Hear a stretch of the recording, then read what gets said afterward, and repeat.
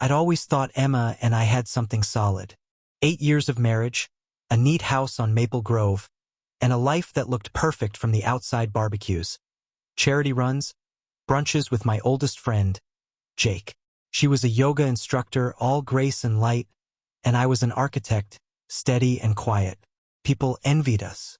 But lately, I'd catch her laughing too hard at Jake's stories, her eyes lingering on him when she thought I wasn't looking. I brushed it off. Trust was our foundation. Then one night, her phone buzzed on the counter while she showered. A text from Jake. Midnight. The vault. Where the red? I stared at it, my gut twisting. The vault? That grimy bar downtown? It didn't fit her. She came downstairs later, kissed me with cherry-glossed lips, and said she was meeting a friend. She left in a red dress I'd never seen, and something in me cracked. I didn't sleep that night. Weeks passed, and her excuses grew thinner. One evening, I couldn't take it anymore. I followed her. She didn't go to a bar. She drove to an industrial wasteland, parked by a warehouse, and flashed a card at a bouncer. I stayed back, watching her vanish inside. 2 guys at the door muttered about the vault. But it wasn't a bar. It was something else. Something I didn't understand yet.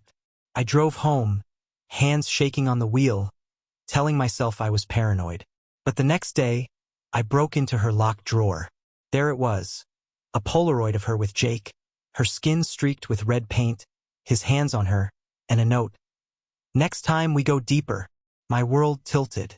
I needed proof, something concrete to make sense of the photo. I hid a camera in our bedroom, tiny and silent, and waited. 3 nights later, it caught her. She sat on our bed, phone pressed to her ear, whispering to Jake about the next ritual. She laughed. A sharp, cruel sound, saying I suspected nothing. I watched the footage alone in my office, the screen's glow burning my eyes. Ritual? What was she doing with him? I couldn't confront her yet. I had to know more. So I dug. I bribed a guy who'd been kicked out of the vault, a jittery ex-member with sunken eyes. He told me it was an underground club, a place where people chased strange desires. Jake was some kind of guide, Emma his vessel. Their meetings weren't just betrayal. They were performances, twisted displays with paint and chance and a crowd that watched. He said they fed each other weird things like raw fruit no one could name, and the room clapped like it was sacred. I felt sick, but the sickness turned to ice. I wasn't going to leave her. I was going to break her. I joined the vault myself, dyed my hair, wore a mask, changed my voice. Nobody knew me, not even her. I got in one night and saw it for myself.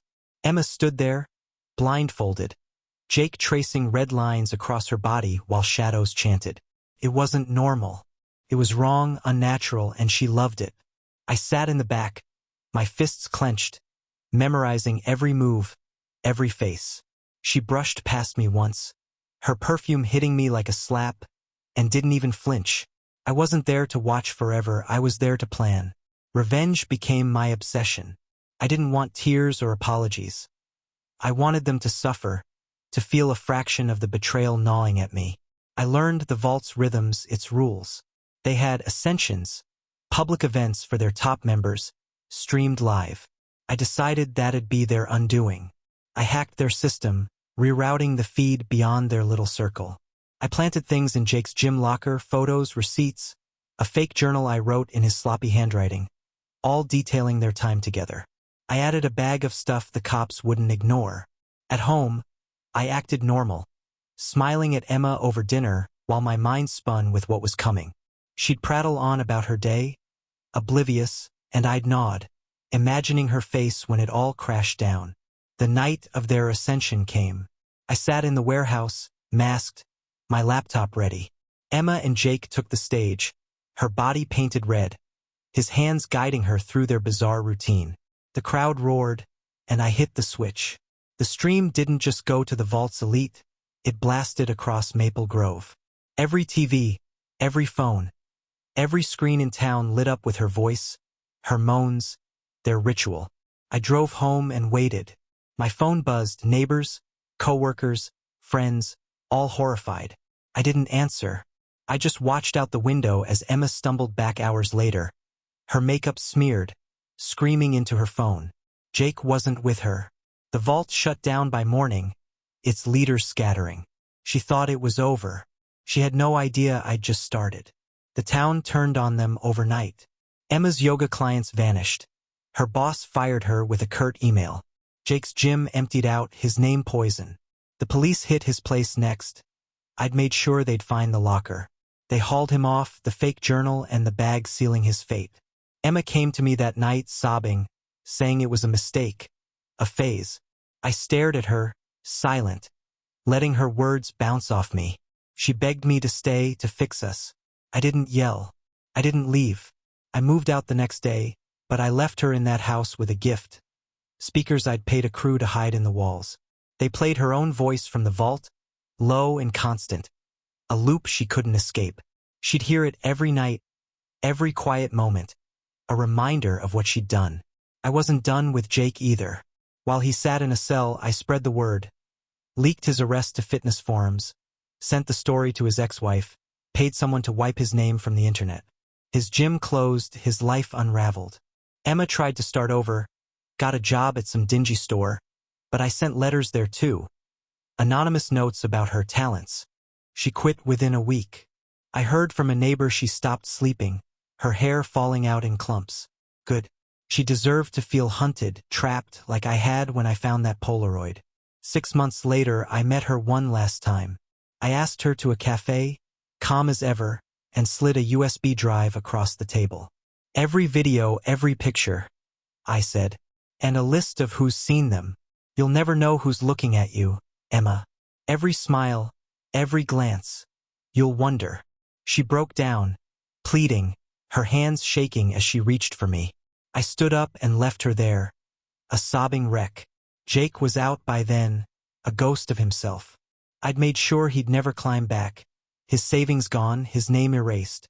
Someone said he'd disappeared, probably drowning in a bottle somewhere. I didn't care. I sold the house, moved to a new city, started fresh. Emma stayed behind, a shadow jumping at noises, alone with her guilt. The vault was gone, its warehouse leveled. I don't smile much now, but I sleep fine. What I did wasn't kind. It was cruel, precise. A mirror of the betrayal she'd carved into me. She and Jake thought they could twist our life into their game. I turned it into their nightmare. And I won. After I left Emma at that cafe, I thought I'd feel lighter. I didn't. The weight of what I'd done, of what they'd done, stayed with me, a shadow I couldn't shake. I'd moved to a new city, a coastal place with gray skies and salt air, far from Maple Grove's manicured lawns. My new apartment was sparse, just a bed and a desk, but it suited me. I'd won, hadn't I? Emma was a wreck, Jake a memory, their twisted little world shattered. Yet every night, I'd replay it, the Polaroid, her voice on that camera, the red paint smeared across her skin in that warehouse. I'd won, but the victory tasted bitter. I started sketching again, buildings with jagged edges, designs no client would ever want. It kept my hands busy, my mind from wandering back to her. Then I got a call from a mutual friend, Tom, still in Maple Grove. He said Emma had stopped leaving the house. The speakers I'd rigged were still going. Neighbors heard faint noises through the walls, thought she was losing it. Tom asked if I'd seen her lately. I lied, said no, and hung up. I didn't feel guilt, just a cold satisfaction. She'd chosen Jake, chosen that bizarre ritual over me, and now she lived with the consequences. But Tom's call stirred something. I checked Jake's old gym online. Closed, boarded up, a for sale sign rotting out front. Good. I wasn't done making sure they'd never forget. I started tracking them. Not physically, I didn't need to, but through whispers, forums, anything I could find. Jake had resurfaced, some nowhere town 100 miles from Maple Grove, working as a bouncer at a dive bar. Pathetic. I sent an anonymous package to his boss. Copies of the journal I'd faked, photos from the vault, a note saying, "Know who you hired."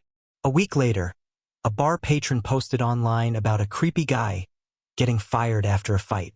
I smiled for the first time in months. Emma was harder to pin down. She'd vanished from social media, her old life erased. But I found a trace, a classified ad for a yoga instructor, her style, posted in a nearby city. I knew it was her. I drove there one weekend just to see. She was teaching in a dingy community center, her hair dull, her eyes hollow. She didn't notice me in the back, blending with the crowd. Her voice trembled as she guided the class. Nothing like the confident Emma I'd married. I didn't approach her. Instead, I left a flyer on the bulletin board. A grainy still from the vault feed, her painted silhouette unmistakable. No caption needed. By the next week, the ad was gone. She'd quit again. I didn't feel triumph, just a quiet hum of control. They couldn't rebuild, not while I watched. Back home, I started dreaming about the vault. Not the real one, but a warped version. Endless halls, Emma's laughter echoing, Jake's hands dripping red. I'd wake up sweating, sketching those halls into my designs. My work suffered. Clients complained my plans were too aggressive, too strange. I didn't care. Revenge had become my compass, and I wasn't ready to let it go. I dug deeper into the vault's ruins online, found a hidden forum where ex-members traded stories. One mentioned a lost tape, a recording of Emma and Jake's final ritual, never streamed. I paid a guy to get it, a jittery hacker who mailed me a drive. I watched it alone, the grainy footage showing her blindfolded, chanting with Jake, a crowd clapping as he fed her that weird fruit. It wasn't passion, it was obsession, a sickness I'd never understood. The tape gave me an idea. I edited it, stripped the sound, added a loop of her whispered phone call. Mark suspects nothing. I sent it to every email I could link to her, old students, family, that community center. Anonymous, untraceable. I pictured her opening it, her face crumpling as that voice played over and over. I wanted her to feel cornered, hunted, like I'd felt when I followed her to that warehouse. Jake got a copy too, mailed to his bar with a note. "You're never free." I didn't know if he'd see it, he'd vanished again, but I liked imagining his panic. A year after the cafe, I heard Emma had moved back to Maple Grove. Tom said she'd rented a tiny apartment, barely left it, lived off savings that wouldn't last. The speakers in our old house had stopped. Someone bought it, tore them out, but she was still broken. I decided it was time for the final blow. I compiled everything. The Polaroid, the tape, the hacked feed, every scrap of their betrayal. I made a website, simple and dark, and uploaded it all. No names, just enough for anyone who knew them to recognize. I sent the link to Maple Grove's gossip chain, neighbors, her old boss, Jake's ex-wife. Then I mailed Emma a single postcard. "Look outside. They're watching." I drove back one last time, parked across from her building. The link had spread. People whispered on stoops, glanced at her windows. She stepped onto her balcony, pale and thin, staring at the street like she felt their eyes. I didn't stay long, just enough to see her retreat, curtains snapping shut. Jake, I learned, had been arrested again, some petty theft charge in another state. The website reached him too, his cellmate found it, and word got around. He'd never climb out of that hole. I'd made their shame a permanent stain, a spotlight they couldn't escape. I stopped tracking them after that.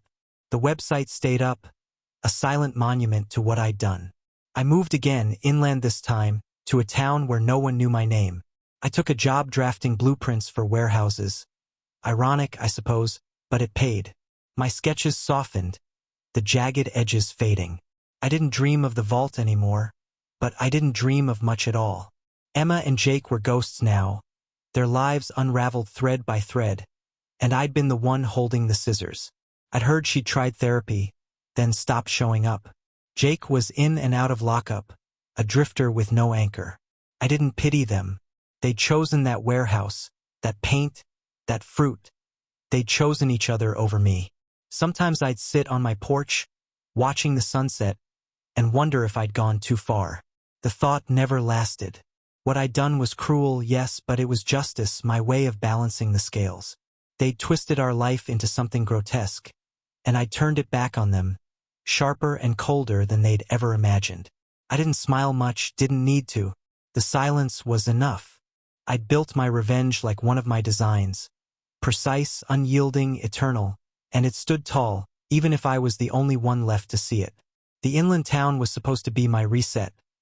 A blank slate with dusty streets and people who didn't ask questions.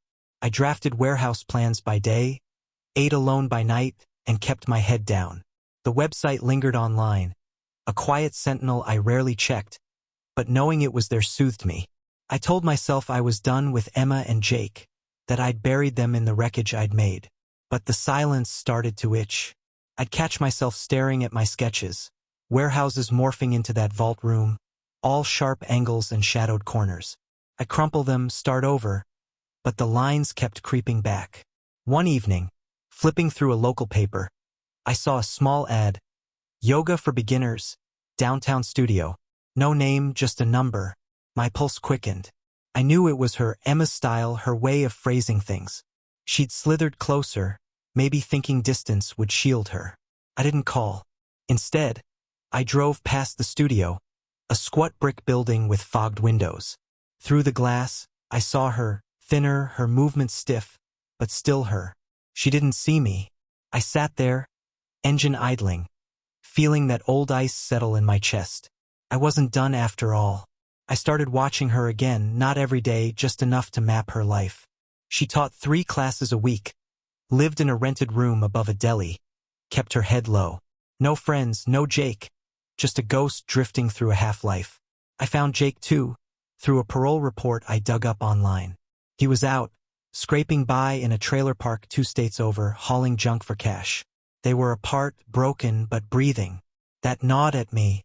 I'd thought the website, the speakers, the arrests were enough, but seeing her stretch in that studio, hearing Jake was still clawing along. It wasn't. They'd twisted my trust into their strange ritual, and I'd let them linger too long in the ruins. I went back to the forum, the vault's digital graveyard. A guy there sold artifacts, masks, paint jars, scraps from the old days. I bought a canister of that crimson paint, the same shade from the Polaroid, and a chipped mask Jake had worn. They arrived in a battered box, the paint's metallic scent hitting me like a memory. I didn't know what I'd do with them yet, but holding them felt right. I started sketching again, not buildings but plans.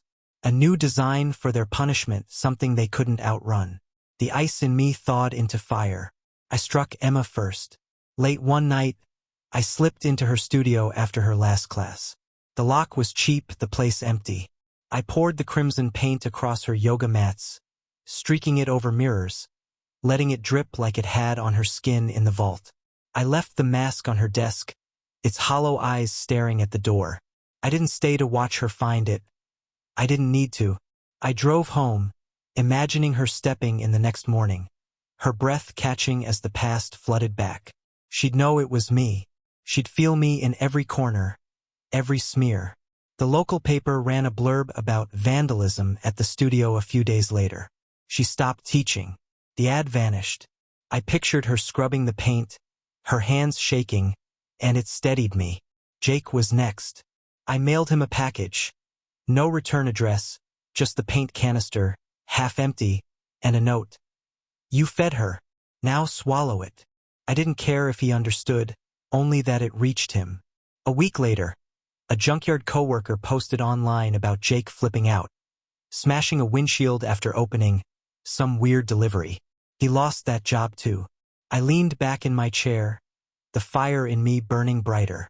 They'd thought the vault was their secret, their little thrill. I'd make it their cage, one they'd never escape, even miles apart. Emma cracked first. Tom called again. Her sister had reached out to him, worried. She'd found Emma in her deli room, curled up, muttering about paint and eyes in the dark. She wouldn't leave, wouldn't eat, just stared at the walls. The sister took her to a clinic, but Emma checked herself out, vanished again. I didn't feel sorry for her. She'd chosen that warehouse, chosen Jake's hands over mine, chosen to laugh at my blindness. Now she saw me everywhere, and that was justice. I tracked her through a friend of a friend. She'd holed up in a motel, cheap and crumbling, on the edge of my new town, closer than ever. I didn't go near her yet. I waited. Jake held on longer, stubborn or stupid. But the trailer park kicked him out after another fight. Someone said he'd been ranting about red hands chasing him. He landed in a shelter, then disappeared from the grid. I sent one last gift to his old address, a photo from the vault, him mid-ritual with guides scrawled across it. It'd find him eventually, wherever he crawled. I wanted him to carry it, to feel its weight like I'd carried that Polaroid. They were unraveling, threads I'd pulled loose, and I tightened my grip. I found Emma's motel a month later. She hadn't gone far, just far enough to think she'd slipped me. I didn't confront her. I rented the room next door, listened through the thin walls. She barely spoke, just paced, murmured to herself. One night, I slid a folded paper under her door. A sketch I'd drawn of the vault stage, her and Jake in red, the crowd a blur. No words, just the image. I heard her gasp, then silence. The next morning, she was gone. Room empty. A single shoe left behind like she'd fled in a panic. I didn't follow. She'd run forever now, chased by shadows I'd drawn. Jake surfaced one last time. A blurry photo on a missing persons board, taken at a gas station. Thin, wild-eyed, clutching a bag. The paint, the photo, the note, they'd hollowed him out. I shut down the website that week, not because I was finished, but because it didn't matter anymore.